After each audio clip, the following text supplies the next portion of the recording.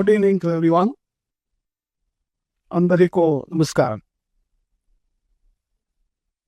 It's a great honor and a privilege to be here at the inaugural edition of the Bharat Higher Education Summit 2025.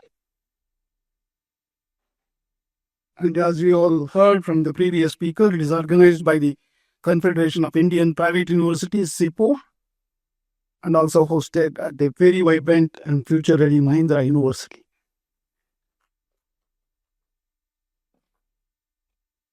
Friends, in the era of rapid technological disruptions, what we are witnessing today, along with greater also the climate change challenges, socio-economic transformations, and more importantly, shifting global dynamics, what we are seeing today almost every day as like a natak in the TV. We can no longer afford to prepare students merely for jobs, even though our education is about employment. They must be prepared to lead change. That's what we are all here to talk about, the leaders of tomorrow for higher education. Our higher education institutions must become the future leader of the world. We need not only prepare scientists, engineers, artists, entrepreneurs, but also visionary leaders who are compassionate, ethically grounded, and globally competent. I think that's what we need to look at as a future leadership. True leadership in higher education is not confined to titles or roles. It is about the mindset, friends. The ability to question, to think critically, to collaborate across boundaries, and to create value for society. These are the skills we must instill in the next generation. That's where I think we are at the crossroads right now. In this journey of our nation, very young nation, I'll say, 75 years plus, National Education Policy 2020 as a brilliant policy, a blueprint for leadership in education.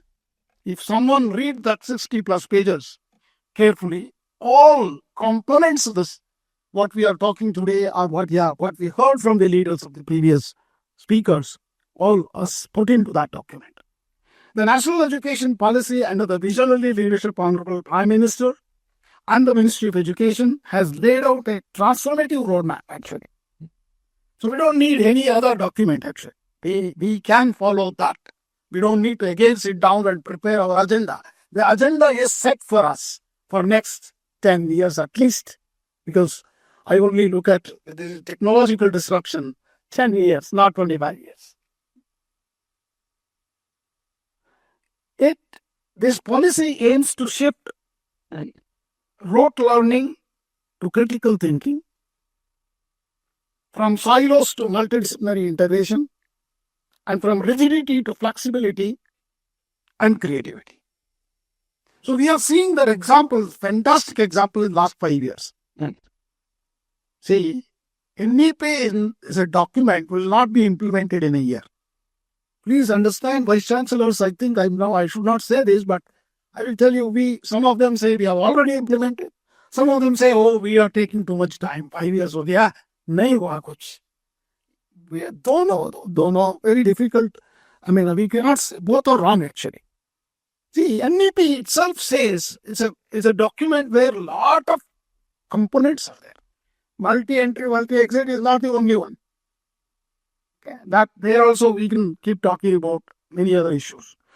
Through initiatives like multi-entry and exit, the academic bank of credits, skill-based education, promotion of innovation and entrepreneurship and research, establishment of NIRF, NAC, reforms and accreditation mechanisms, and integration of technology through platforms like Swayam Plus, National Digital University is also soon going to come, the concepts. And AICTE's more initiatives on National Education Alliance for Technology, and also the Idea Labs, the experiential learning. We are empowering institutions to become launchpads for future-ready leaders. Most importantly, we need to now focus through the NEP, peer learning, collaborative learning, experiential learning. So those are the concepts we need to start, make students' learning much more easier and very comprehensive. Coming back to the leadership today is not about command and control. It is about collaboration and co-creation. The most effective academic leaders are those who enable interdisciplinary convergence, embrace diversity, and promote a culture of experimentation. So let's look at what we have done in the higher education, because it's very important to understand the scale at which we are doing. Today we have about 4.3 crore children in our higher education system, with about 29% gross enrollment ratio. To be a developed nation in the world, our Viksit Bharat of 2047, higher education is closely linked to the progress of the nation. So if you look at the developed nations in the world, for example, smaller countries like South Korea, Israel, smaller, I said very clearly, have already achieved 95 to 98% of GER in higher education. But countries like Japan, about 65%, America is about 75%. We are at the rock bottom at about 29%. But our own goal is to reach 50% by 2035. Thanks. So let's assume that we reach that. Thanks to the greater participation of private university, we are talking about CIPUs here. Close to about 65 to 70% are the institutions which are private universities are handling the number of students. So considering that participation of private university, we are going to reach this 50% GER by 2035. But the challenge for us is not reaching the 50% very soon. The challenge for us is, look at now number. How did we grow to this 29%? Let's look at that carefully. As we know, when we got independent, 1% of class 12 students coming to higher education, only 1%. We all remember why that was the case, because Britishers clearly said, Lord Macaulay had said very clearly, Indians are no good for higher education. So we never had any good institutions that time, very small number. And also poverty. So in 2001, we reached 11%. 2025, we reached about 29%.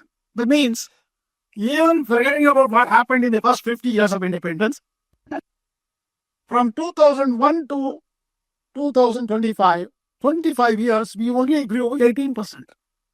We want to grow in 10 more years. How much? 22%. This is a big challenge, isn't it? The challenge is, we cannot build universities in 10 years. There is no way. Any private universities also will take them 15 years. And as the director of IIT, I saw about 25 years only we were able to make some sense of appearing in the international rankings. So that means let's look at the numbers as well. 4.33 crore children in higher education, that's going to become 8 crores or 10 crores. Where are the students?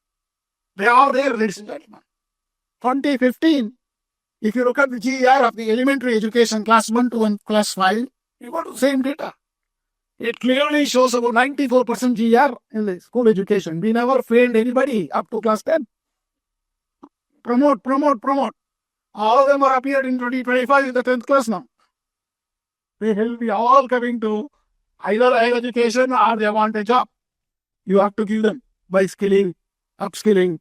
And what is another problem is the disruption what AI has brought. AI and generative AI has taken away, will take away very mundane jobs which we were all getting it done by the human beings. This is another big danger for us. So in this, how do we prepare our students? How do we prepare our leaders? First, if you prepare our leaders will put the right perspective on ground and take it to the next level. So what is that we have done? Let's also look at it, just not talk about it.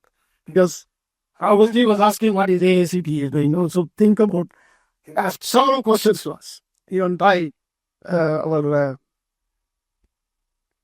Murali also raised very fundamental questions to both of us.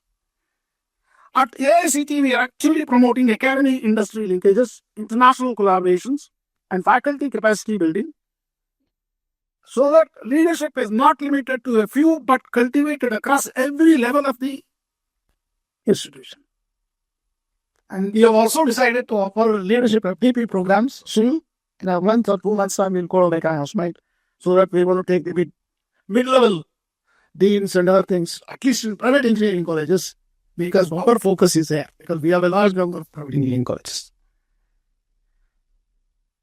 So here, I would like to say at AICTE, so let's look at how many engineers we graduated. See, all of you know how AICTE is born. I don't want to take much time on that. 1987, the Act of AICTE through Parliament passed, when large number of engineering colleges was formed in southern part of India. And today we have close to about 3,000 plus engineering colleges, 3,500 diploma and other management. So I just looked at how many engineers have graduated from 1980s in India so far. Believe me, about 3 crore 30 million engineers have graduated. And where are they working? Where are they? What are they doing? So if you look at it today, every affordable engineering graduate has a presence in every country of the world and every company of the world. Whether we like it or not like it, whether we can say that we are very low quality engineers, there is no skills, we are on second grade, third grade engineering colleges, but today 2,500 global capability centers, global companies have come to India in search of the talent which is here. And where they are also establishing right here in the cities like Hyderabad, Pune, Delhi, Bangalore. And these are the people who are hiring left and right. IBM Manor has 65,000 in one building in Bangalore. It's a group of buildings. So this is the kind of we have created. That means our engineers are serving across the world and they are in the top. See, they are ruling the tech world in the United States, Europe, and India. These are the engineers. If you ask even our IITs, they are the brand today, real brand. And who are these engineers? Are our IIT graduates only? Because IITs only produces hardly 6,000 to 7,000 engineers per year. And now today we admit 15,000 students with 23 IITs. Some of them are very new. Friends, look at all engineering colleges started graduating 1.5 million engineers per year almost 10 to 15 years back. 2007, 2008 say we have consistently about very large number of engineers are graduating. That means these are all the engineers who are serving in all sectors of the world, whether it is space technology, defense technology, atomic energy technology. None of them are IIT graduates. Where are they? Our IIT graduates are going? Because first of all, they are 1% of the total engineers graduated from India. Please remember that, only 1%. So this number, 1%, are actually 50% of them go to UPSC as the deputy commissioners, district collectors, superintendent of police. Another 25% goes to America, and American government is thanking all of us. And even Rahulji mentioned, we always go there and discuss them. They are the same people. You're born here and got a 1 degree from here. Definitely, you check with them. And even I checked actually this number. At IITs, IIT Guwahati, I took an example because I was a director. I asked my staff to give me how many people who have a BTech degree from IIT has joined IIT Guwahati. 96% of them are from different colleges. If you ask them, when did you graduate? They'll say, I did my MTech from, they'll start only from MTech. They'll start MTech from IIT Madras, PhD from Carnegie Mellon, postdoc from Harvard. I again have to repeat the question to them. Where did you graduate? They will tell you all of these engineering colleges. Maybe they will tell you Karate knows. This is the reality, ladies and gentlemen. I think we need to first change this narrative. That our engineering graduates are very high quality, high talented people. And they are really fire in the belly. They have done India proud. Look at the growth, what we have done in space technology. Defense technology, we are exporting We are an importing country. We are become an exporting country to 65 countries today. This all happened in 10, 15 years. Atomic energy. I was actually a Foundation Day speaker at BHES. They have 11 institutions, research institutions. And never ever heard what they are doing because they're all very secretive. Okay? Maybe so, because of the high level of scientific regard. But when I went to the chief guest, they took me all around all their reactors, everything what they have done. But it's mind-boggling, ladies and gentlemen, what they have done. He says every hospital today cancer treatment they supply. Park supplies the major treatment by radioactivity things. And more than that, the agricultural produce, the life of the agricultural produce with the treatment of atomic energy technologies, they have increased very well. That's why we have a self-sustaining country in food production today. They are silently working. So these three areas I just told you because these are the three areas we had an embargo from the entire world last 75 years. Now none of us think about it actually. We had an embargo only, I just looked at it yesterday, 19th of April, 1975. I don't know, many of you may not remember what happened. Aramata was launched through Russians. But look at today, we are the top three. Russians maybe are coming to us now to launch their satellites. That's the kind of a technology growth has happened in India. It's all happened not because of very elite people. It is all because of the who have the fire in the belly, the young, energetic from rural colleges. Okay, many of them, if we ask them, they're all from rural part of India. They were never even there. Maybe the first generation of engineers. And thanks to whom we have to thank all our parents, because before even child is born, they have a dream to put them into IITs, if not another engineering college or a medicine. But let me tell you one positive thing about engineering education in India. Many of you are involved in this. We have democratized the engineering education for Indians. Why? Because look at the medical, what Rahul has asked. I completely agree with him. We have 1 lakh students. We only came to know that our students are not getting medical seats when Ukraine war broke out and people also go to Ukraine to study medicine. Look at the language, culture, nothing matches to us.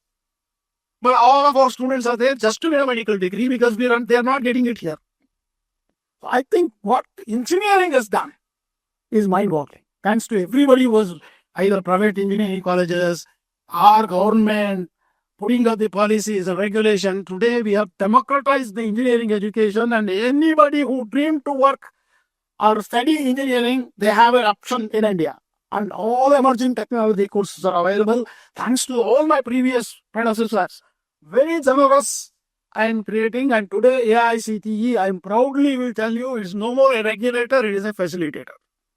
And we have completely eliminated the bureaucracy, and we have done everything online, digital, complete digital. Even I appeal to every college, don't come to AICTE, we will deliver your approval on your computer desk at your places.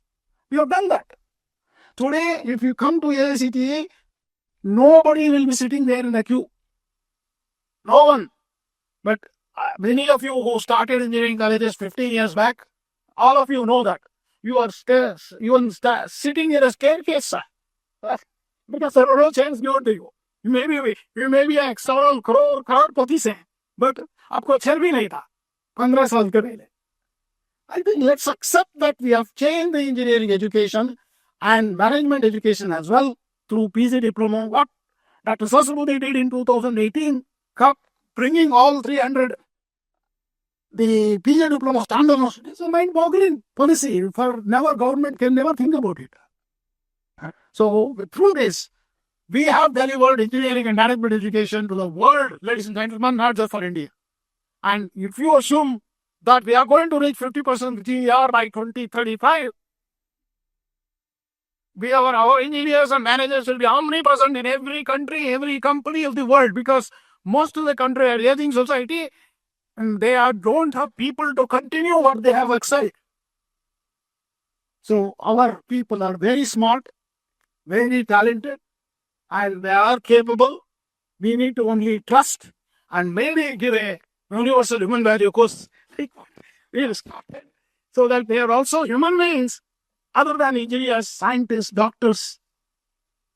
Friends, I think on the many other issues, everything has been clarified. It's already time very late.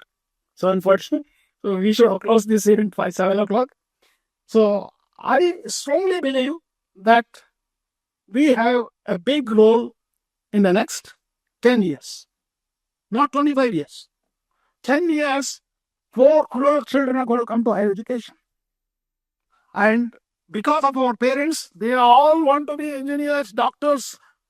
They don't want to study something very, even though now there is at least awareness that multidisciplinarity and they want to be designers. Design is picking up.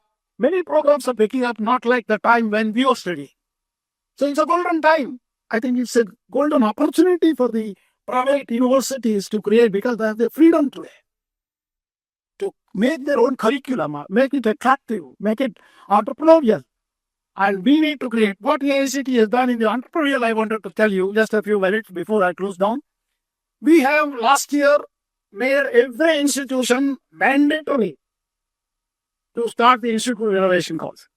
I'm very happy to tell you today 14,800 IICs have been started. The activities are mind-boggling. IDE boot camps, we have done maybe 35 or 36 across country, across institutions. The innovation, design thinking, and entrepreneurship boot camps. We have started a BTech program and MBA program or a PG diploma program as early as 2019. Very innovative IEV program, MBA and PG diploma in innovation, entrepreneurship, and venture funding. Okay, many of you will not know. 2 batches have already graduated. In this program, 30% is only classroom sessions. 70% is even to create a company, how to do a DPIIT. At the end of that, there is a successful program creation done. So, internship. Our internship portal is mind-boggling. We have 75,000 companies on our internship portal, 50 lakhs internship we have delivered. AICTE internship portal hosts not just engineering and management students, it is also available to the entire higher education. 2 crore registered students are there on our internship portal. We have created recently AICTE career portal with the help of a unicorn. 7 lakh employees are there. We understand that employability is very important, because we have not reached the stage as a country. We are a poor country. For us, education means employment. We only come to higher education for employment. We have not yet reached that stage when in the past India was there. In the past, we wanted to be the Guru, Vishwa Gurus. So I feel we have excellently done as a young nation. So I would like to especially acknowledge the role of private universities here. In addition to the government has also done, even for the private universities, our TechUp 1, TechUp 2, TechUp 3, it can go on. Many such ROSA, many such funding opportunities were given by the Ministry of Government. National Education Policy itself, and look at the vision of that. Yes, all of us want much more progress, much better things. I think we need to all work together to make that happen. It's a democratic country, ladies and gentlemen. If you look at America today, I think we are much more democratic than any of them. We don't want that kind of a democracy, isn't it? So I urge you, but one important thing is very, very important, particularly engineering. A lot of demand is there for the emerging areas, computer science and related areas. So the problem is industry is also very big in that. So a lot of good teachers are not available because they are just jump to well-paying jobs. So what we need to do is urge private universities to continue to invest in a faculty development, research ecosystems, and encourage them. You need to pay them high, otherwise you cannot retain them. Second is, we have done 2 very important activities very recently. One is the productization fellowship. You might not have even heard about this. See, our Smart India Hackathon last year received 300,000, 51,000 teams. As soon as they get a placement, they'll run away. They'll just dump that research problem, what they've solved, after they pay packages. Well, realistic, because they are at home, they need to take care of many things. So what we have done is we have created a new productization fellowship, about 37,500 rupees. We pay for full year for 14 members so that they can continue in that. I think 37,500 plus it's a good number for people to continue to do what they were doing with their passion was. That is one. Second is for teachers. We have put up an industry fellowship. AICTE will pay 75,000 rupees per month for full 1 year, and we got great response already. Last week announced that we are also asking industries to pay 25,000. We are identifying the industries. We have written to every industry. So I request the industry leaders who are here to support us on the industry fellowship program, so that our teachers can go and 1 year work. Sir, many people say, sir, they will get experience and run away. Let them go wherever they want. Because they will be very resourceful for whether they are in industry or academic. So these are the two very new initiatives to brand, ladies and gentlemen. As we look ahead, it is to time with our time, all of us together, to redefine what success in higher education means. It is no longer about merely awarding degrees. They will be irrelevant, ladies and gentlemen. Already it is happening. But enabling students to discover their purpose, passion, and potential and their skills. We need to encourage each of the students to skill himself in one skill, whichever he identifies. We must move from what did you study, to what problem are you solving. So we need to pose them problem-solving skills than study. So let me leave you with a few points of reflection for the summit deliberations the next 2 days. How do we nurture ethical, empathetic, and entrepreneurial leaders? Whether it can be done by the leaders of the industry, academia, who? How do we build resilient institutions that adapt to change? See, today in the disruptive world, we need to adapt to the change immediately. We don't have much time left. Yet stay true to our Indian knowledge systems and cultural ethos. So Bharatiya Bhasha Pustak scheme is going to be revolutionizing. This is the government of India's new plan, which is 5,700 crore project has been sanctioned in the last budget. Bharatiya Bhasha Pustak scheme, that means people will write whatever language they are in. Kannada, English, all 22 languages may. And it is not a transliteration. It is the original thinking. So look at the kind of research mindset will come in when you write a book. Okay, in 3 years, we are planning to have at least 55,000 books. Maybe we'll start with 5,000. How can technology, especially artificial intelligence, data science, and digital platforms serve as enablers rather than disruptors? Because, as I told you, we need to embrace the technologies. And there is a taboo on distance education, particularly in engineering. I think we should remove that. I know that there are bad experiences earlier. That doesn't mean that we should not experiment the newer ones. Today we have augmented reality, virtual reality. We have learned about blended learning. We can bring the students, even though he is in distance education, for 4 to 5 weeks to the campuses and give him a peer learning, collaborative learning, experiential learning, and also interaction with the teachers. Why not we try these things? So we have already made an attempt. We have sent our request to the Ministry of Education, particularly on the IGNOU. I thought IGNOU is being the largest open university, central university, we can start with them. We have already made a proposal. Let us hope that it will get a positive acceptance, because I didn't want to disrupt suddenly and take it back immediately. How do we prepare our educators to be mentors, not just instructors? That's a big challenge in front of us. We need to teach our teachers that they should be accepting that they do not know, because ChatGPT know better than us, because they are all super intelligent tools today. So any ordinary person can become an intelligent person through using these technologies. So these are not challenges for one institution alone, ladies and gentlemen. They require a coalition of the willing policymakers, regulators, private and public institutions, industries, most importantly, our student community also to understand their role is also there in making India great again. So as we inaugurate this summit, let us reaffirm our shared commitment to build a higher education system that is inclusive, innovative, globally relevant, yet deeply rooted in Indian values, because we have to keep that part so that the entire world will come back to us again looking for a Vishwaguru. Unless we have that unique speciality about Indian knowledge system, there is a lot of work is happening now and we need to do more. We are actually the innovators of the world, starting with zero and infinity. And that future begins here. And now, that this kind of a discussion, very August gathering is here. Every discussion, every collaboration, and every leader we nurture through kind of collaboration, and we need to be more democratize this learning process. Thank you once again for inviting me here. I'm very happy to be here in Mahendra University, and I wish them the very best with the new experiments and new innovative ideas. And I also heard you are offering working professional program. I appeal to you, don't write that on the degree certificate. You give a regular degree to them.